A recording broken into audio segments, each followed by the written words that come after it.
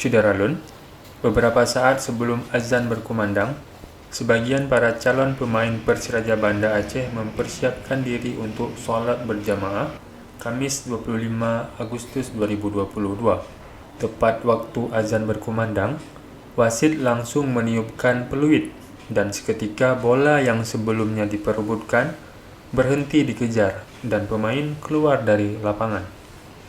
Penonton yang berada di tribun secara berangsur-angsur menuju ke tempat berwudu. Proses seleksi diberhentikan sementara karena telah memasuki waktu solat asar.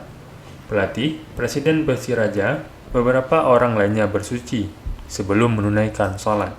Imam solat adalah Ustadz Umar Rafsanjani. Solat berlangsung khusyuk. Setelah solat selesai, seleksi kembali dilanjutkan. Allahumma rzuqna wa iyyakum rizqan halalan tayyiban barakan fihi wa inna lanakunanna minal khasirin. Rabbana atina fid dunya hasanah wa fil akhirati hasanah wa qina adzaban nar. Sallallahu